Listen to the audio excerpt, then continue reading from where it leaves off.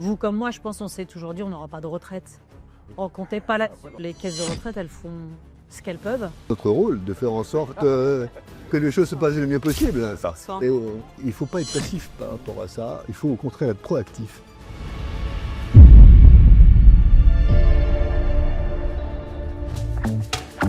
Bonjour à toutes, bonjour à tous, bienvenue sur ce plateau d'Ils font l'actu. Une nouvelle fois, un dossier sensible. Aujourd'hui, on parle de retraite. Alors, on croit toujours tout savoir sur le dossier. En vérité, 9 fois sur 10, les dossiers sont truffés d'erreurs. Comment s'y prendre? Avec qui préparer cela? Est-ce que l'aide d'un expert peut être un atout pour transformer ce bon moment et qu'il le reste surtout? Nos invités du jour, ils travaillent chez Neovia Retraite. Je reçois le président Eric Bidot et Nazan Sellor. Bonjour à tous les deux. Bonjour. Bienvenue à la maison. Merci. Avant de parler de retraite, ou d'ailleurs j'ai une opinion moi sur la retraite. Je vous en parlerai juste après. Mais est-ce qu'on peut faire un petit tour de vos parcours de femmes? Et peut-être on va commencer par Nazan. Ouais, ok. Du coup, moi, j'ai démarré par une formation de droit social, D'accord. droit du travail, droit de la Sécu, Ok. et j'ai intégré la caisse de retraite en D'accord. service contentieux. Voilà, donc en fait, tous les gens qui sont pas contents de ce qu'ils reçoivent, C'est chez vous, ça arrive. ça arrivait là, et Ok. c'est vrai que c'était pas des vraies contestations judiciaires. D'accord. C'était surtout de l'incompréhension, et donc mon travail, c'était de plaider dans les tribunaux pour défendre les intérêts des caisses de retraite. Ok. Après, j'ai évolué dans les contestations qui étaient plutôt amiables, relations clients, et jusqu'à, il y a 6 ans, changer complètement de braquet et intégrer Neovia en D'accord. consultante, puis responsable des consultants. Et votre, je dirais, parcours de femme, des passe-temps, des hobbies dans votre vie au-delà de votre travail? Oui, moi je suis plutôt épicurienne, j'aime bien tout. Je peux faire un peu de lecture, de cinéma, de sport, de couture. Bien manger. Voilà. Ok, super. Eric, alors parcours, je crois qu'il commence dans la pub, vous. Oui, tout à fait. Moi, j'étais dans la publicité, dans le marketing publicitaire Ouais. pendant très longtemps. Et puis, j'ai voulu me reconvertir et réaliser un projet entrepreneurial. Ok. Et je me suis intéressé au marché des seniors. On est en quelle année là? On est en 2004. Ok, d'accord. Et donc, j'ai créé une société de conseil en droit à la retraite pour aider les chefs d'entreprise, les professions libérales, mais aussi tous les cadres et tous les dirigeants, à pouvoir se retrouver dans ce labyrinthe vrai. de la réglementation retraite. Et j'ai découvert à l'époque qu'il y avait vraiment une vraie demande d'information et de conseils, Ouais. qu'il y avait des carrières bien compliquées avec des erreurs, comme vous le disiez, Oui. et aussi des possibilités d'optimisation. Et donc, j'ai créé cette société en 2004, effectivement, D'accord. et qui aujourd'hui est une des principales sociétés en France, à ma connaissance, qui réalise un conseil global sur la retraite. Des passe-temps, des hobbies? Alors, des passe-temps, on va dire, plutôt féru d'histoire, de poésie, en sport, du VTT, de la randonnée. D'accord. Et puis d'une façon générale, de l'intérêt sur la vie, épicurien également, comme Dazan. Bon, formidable. Alors, je le disais en ouverture d'émission, pardonnez-moi les amis, c'est pas sexy les retraites. Je sais pas ce que vous en pensez, mais c'est pas sexy de travailler dans les retraites. Oui, Alors, si vous en pensez, Eric? alors ce qui est curieux, c'est que chez nous, voyez-vous, la moyenne d'âge, c'est 35 ans. C'est fou, ça. Oui, oui, et en fait, ça passionne beaucoup de monde, la retraite. Mais en fait, c'est-à-dire, extrêmement concernant, puisque finalement, on y va tout de Mais suite. oui, voilà, on y va tous, on se pose beaucoup de questions sur le sujet. C'est un sujet qui est ardu, qui peut paraître rebutant, mais qui est en fait très intéressant sur le plan humain, Mhm. parce que c'est le moment où on fait le bilan de sa vie professionnelle et même de sa vie tout court. Je vais vous le dire comme je le pense. Je vous en parlais en off, on travaillait un peu les secrets en off. Voilà ce que ça me renvoie, la retraite. Ça me renvoie de la crainte, ça me renvoie de l'anxiété. En tout cas, je parle de la mienne. C'est-à-dire, je me vois du coup vieux.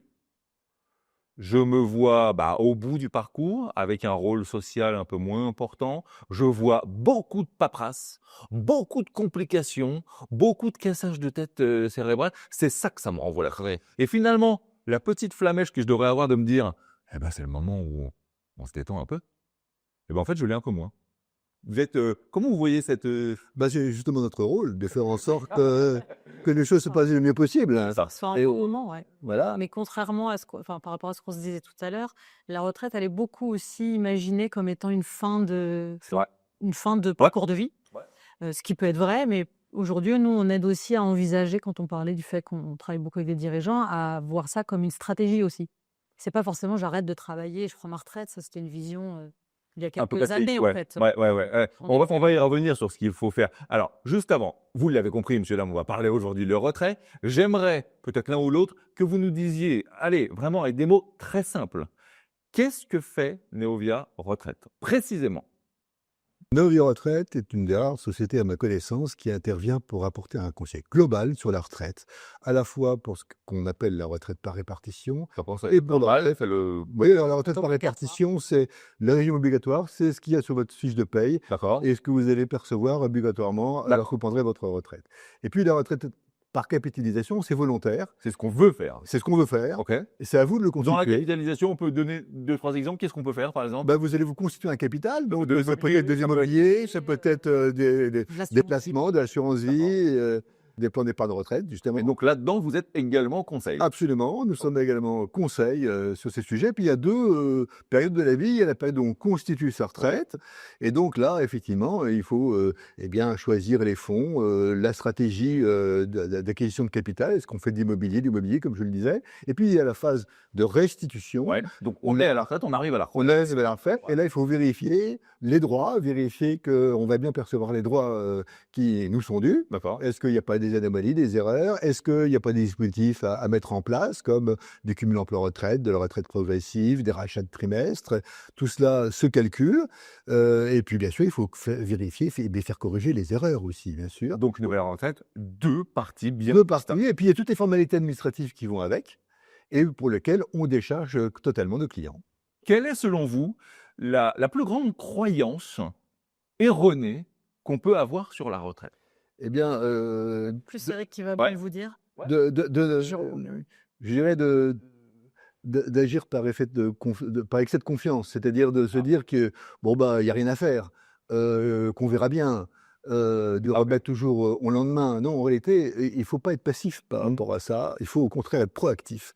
Et ce qu'on propose à nos clients, c'est d'être proactif. C'est que dès le départ, le plus tôt possible, eh bien d'agir. D'abord pour constituer ses droits à la retraite par capitalisation, et puis Parlons clair, vous conseillez de vous pencher sur le dossier à quel âge? bah, vers 35-40 ans, c'est la tâche de tous. Et pour constituer ses droits, parce que là, on est sur une longue période, et si on épargne progressivement... C'est qu'il y a dans le parcours de vie, il y a plusieurs moments en fait où le sujet de la retraite va en être un. Là où aujourd'hui on envisage ça plutôt en fin de carrière, ce qui est bien, mais qui reste plutôt réactif comme action. Il faut être un peu plus proactif. Et en début de carrière, je pense notamment, peut-être qu'on y reviendra, à ceux qui partent à l'étranger. Ouais, Ça a des incidences et c'est trop tard quand on s'y intéresse à la fin, donc c'est peut-être plus en amont. Et davantage sur le sujet de la capitalisation, c'est, vous comme moi, je pense, on s'est toujours dit on n'aura pas de retraite. On comptait pas là-dessus. Dans leur dit. Tout le monde en parle de cette façon-là. Et donc, c'est comment intégrer ces efforts perso dans la retraite, au-delà de ce qui fait que mon travail va m'en donner une, quoi. Il y a 60% des Français qui pensent que le système n'est pas viable à terme. Ouais. Et donc, il faut être proactif. Ouais. Il faut être proactif. Mais une autre des idées reçues, si je veux, ça me fait penser, parce que j'ai eu un rendez-vous comme ça il n'y a pas longtemps, c'était une personne qui me disait, moi j'ai fait vérifier, mon conjoint s'y connaît un peu, j'ai tout fait vérifier, franchement il n'y a rien. J'ai tout checké. Et souvent dans un relevé de carrière, on va s'intéresser qu'aux notions de trimestre, d'âge, d'accord. et on ne regarde pas les retraites complémentaires, alors que ça en fait partie. Voilà, c'est d'avoir une vision globale, quoi. Vous pensez carrément, quand on parlait de l'âge de 35 ans, finalement, ça doit un peu faire partie du parcours professionnel, sa retraite? Ouais, je pense. Quelque part. On devrait presque l'inscrire dans notre parcours professionnel, c'est-à-dire de tout le temps faire gaffe à ça. Bien sûr. Et les élever les jeunes actifs maintenant à se dire, en fait, ça fait partie du package du boulot, la retraite. Il faut s'y mettre tout de suite. Et c'est un peu comme en droit, ça vaut mieux être conseillé dans ces moments-là que chacun son métier. Bien sûr, comme tous les grands événements de la vie, il faut être conseillé et accompagné. Et vous disiez tout à l'heure qu'on a je disais tout à l'heure que nous avons des salariés qui sont très jeunes, effectivement, 35 ans, ce qui peut paraître jeune qu'on s'adresse à une population de retraités, mais c'est parce que c'est un sujet qui est en fait passionnant sur le plan humain, puis On a le passage entre les générations aussi. C'est vrai, vous voyez défiler la vie de cavalier, peut-être pas. Et puis parce que ça demande aussi, surtout, une expertise. C'est-à-dire que nos salariés qui ont en moyenne 35 ans, eh bien, ils ont une formation, généralement, des experts en droit social. Ce sont souvent des personnes qui ont fait... C'est quoi leur profil à ces gens-là? Bah, ils se destinaient à l'origine pour être avocats en droit social, par exemple. Vous voyez. C'est quand même Donc, ils ont un bac, quoi. ils ont un bac plus 5. Et en interne, ils suivent une formation d'environ une année, Ah oui. parce qu'il y a 42 régimes. Et que Combien vous avez dit? 42 régimes. 42 régimes de retraite. Et donc, il faut forcément avoir vraiment une connaissance fine du fonctionnement, des procédures, des règles juridiques de chacun des régimes. Et il y a une telle complexité, d'autant qu'il y a eu beaucoup de réformes qui se sont succédées, Ah, bien sûr. que même bien souvent, les caisses de retraite ne s'y retrouvent pas elles-mêmes. Alors, je vais noter un truc, vous allez me corriger si j'ai fait une bêtise, mais ça me paraît effarant. 6 erreurs dans 95% des dossiers qu'on analyse pour les retraites. Chez nous, ouais. C'est fou ce truc-là.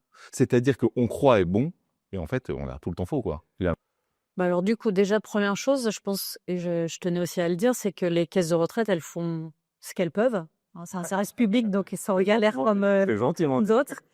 La Cour des comptes, elle vient vérifier aussi sur la base d'un échantillon les problèmes que rencontrent les assurés sociaux, donc des anomalies dans les paiements. Ouais. Et donc évidemment, nous, on en voit tout le temps. Alors parmi les plus fréquentes, celles qu'on néglige souvent, c'est les jobs d'été, les jobs étudiants. Ah oui, c'est vrai. Bon, on se dit, ouais, c'était un truc d'une semaine ou deux, mais en fait, on valide un trimestre dans son relevé de carrière en fonction de son salaire, pas du fait que j'ai travaillé 3 mois.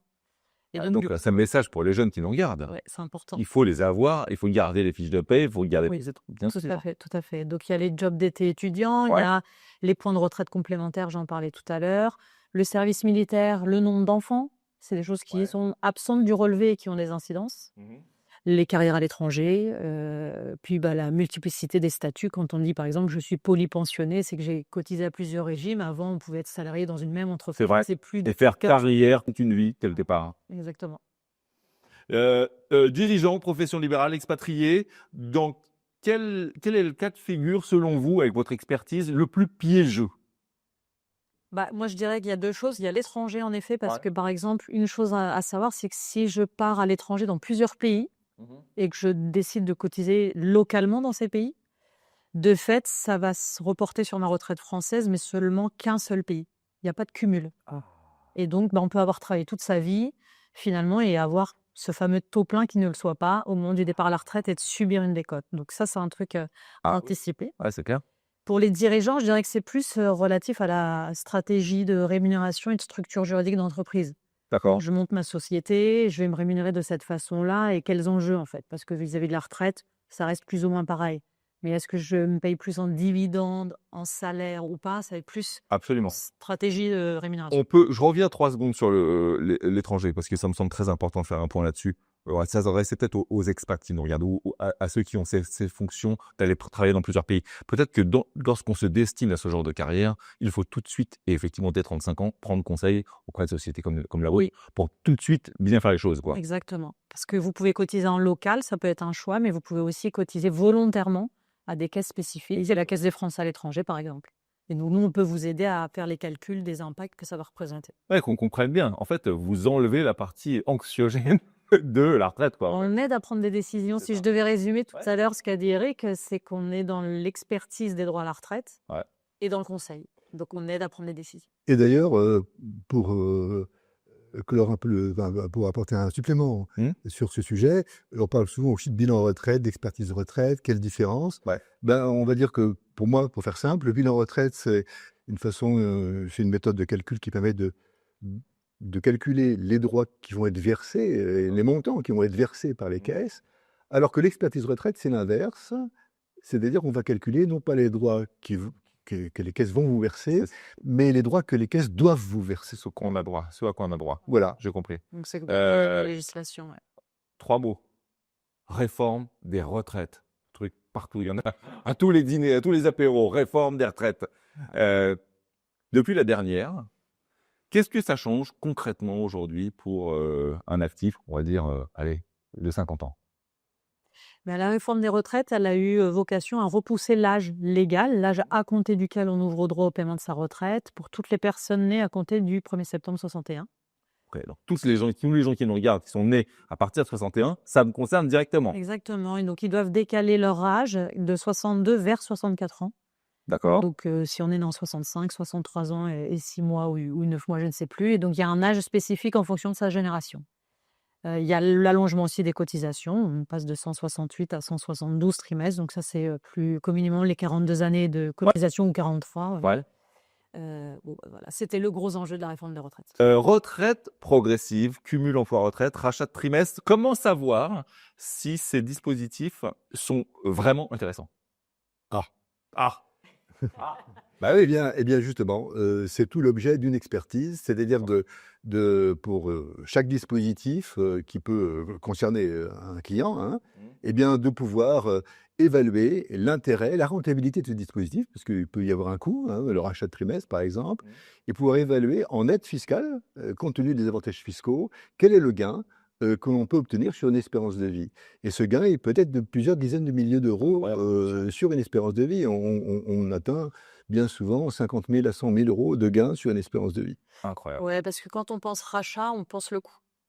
C'est vrai. Et moi, j'entends toujours, C'est vrai. c'est trop cher. Ouais. Oui, d'accord, mais il ne faut pas mettre le coût seul. C'est combien ça m'apporte sur le montant de ma retraite? Est-ce que ça répond à mon projet aussi de départ? Et comment je rentabilise ça? Parce qu'il y a une déductibilité qui est fiscale. Et en plus, c'est combien de temps je vais mettre pour amortir la fête? Si on n'amène pas ces éléments-là, le rachat seul, oui, évidemment, il coûte cher et les gens n'y vont pas. On parlait tout à l'heure des croyances. Moi, j'en avais une, et je le dis à nos amis qui nous regardent, jusqu'à ce qu'on prépare cette émission, Nazan, en fait, je voyais la retraite comme une fin d'activité et donc quelque part une perte de rôle social. Mais Nazan me dit, mais en fait, c'est pas parce qu'on est en retraite qu'on est obligé d'arrêter de bosser. Exactement. Bah, expliquez-moi ce truc-là. C'est-à-dire qu'on peut tout à fait, vous l'avez dit, vous parler du cumul emploi-retraite. Souvent, en rendez-vous, on nous dit non, mais moi, je n'ai pas du tout prévu d'arrêter de travailler. Et je leur dis, mais c'est pas du tout mon projet, c'est pas mon propos. On a une date cible autour de laquelle on a raisonné, souvent l'âge légal, l'âge qui permet d'ouvrir droit à la retraite, mais ça peut être autre chose suivant le projet de la personne. Et autour de cette date, on va permettre d'envisager la retraite comme un revenu. Et donc d'empocher ce revenu financier qui est un peu plus sécure, finalement, puisqu'on va le percevoir de bout en bout, mais de pouvoir continuer à percevoir une autre rémunération et de travailler encore. Et puis il y a la retraite progressive, qui est la même logique. Et l'intérêt de la retraite progressive, c'est qu'on continue à acquérir des droits. Et donc, il y a cette possibilité qui permet d'envisager la retraite non pas comme une fin, mais comme un passage. La retraite progressive va même plus s'axer sur des personnes qui vont vouloir lever le pied. Se préparer à peut-être complètement arrêter de travailler. D'accord. Alors, le cumul emploi-retraite, il va être plutôt en mode stratégie, puisque finalement, je m'amène une rémunération supplémentaire. Ouais. Quand même, on va pour imager notre propos, parce que les gens qui nous regardent, ça reste quand même des choses un peu techniques, hein, on va pas se mentir. Mais concrètement, pratico-pratique, est-ce que vous avez un cas en tête à nous dire de gens qui croyaient, et puis finalement, pas du tout? Oui. Sans bien sûr trahir le secret, mais Non. vous avez un exemple à nous exposer? Ouais, je pense à ça parce que ça me frappe toujours. On parlait des trimestres pour enfants qui sont souvent exclusivement réservés à la mère. Et c'est 8 trimestres par enfant. D'accord. Donc, un enfant, 2 enfants, 3 enfants, ça en rapporte pas mal. Et donc, je rencontre une dame dirigeante qui me dit: «Oh, moi, la retraite, ce sera à 65 ans. Franchement, j'ai pas tous les trimestres, ça va pas être maintenant». On fait le point et elle n'avait pas comptabilisé ses trimestres pour enfants. Donc, en fait, je lui ai annoncé, on se rencontrait en avril, que sa retraite, c'était 1er juillet.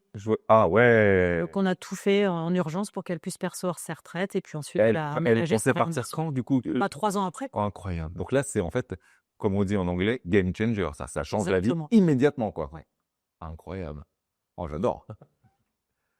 Pour conclure cette émission, c'est vrai qu'on en parlerait pendant des heures avec vous, parce que c'est très concernant. Mais un conseil chacun à nos téléspectateurs de comment être intelligent face à la retraite. Et avec le premier conseil que vous donneriez, c'est D'être proactif. de se prendre de bonheur. De s'y prendre de bonheur, d'être proactif et de faire appel à un conseil parce que c'est un sujet qui est complexe, sur lequel les enjeux sont importants. Il s'agit de sécuriser ses revenus Chacun son jusqu'à la fin. Chacun son métier. Et il y a de grands enjeux. Si quelqu'un, ça c'est le cas classique, quelqu'un qui envisage de partir à la retraite dans 2-3 ans, d'après ces informations, c'est dans 2-3 ans. Et si en réalité on s'aperçoit qu'il pourrait même déjà l'être, Comme le cas de Nazam tout à l'heure, effectivement. voilà, parce qu'on a récupéré les trimestres, et il peut faire un cumul emploi-retraite, et il pourrait, dès le début du mois prochain, prendre sa retraite, et bien on peut lui faire gagner 1 an, 2 ans, 3 ans de retraite. Donc double enjeu de Voilà. temps et d'argent. Voilà, et donc notre rôle, c'est justement de regarder l'intérêt, Chez ça, de mettre le nez dessus. voilà, et de mettre en place tous les moyens. Combien, comment? Enfin, après, Nazan, un conseil? Bah, c'est ça, c'est rencontrons-nous parce que Ouais, mais juste, je fais un truc, rencontrons-nous. Ok, je comprends. Mais il y a quand même quelque chose qui me brûle les lèvres, c'est rencontrons-nous, d'accord. Mais ça va coûter combien de se rencontrer? et justement, je pense qu'il faut, au-delà parler du coût, faire le point.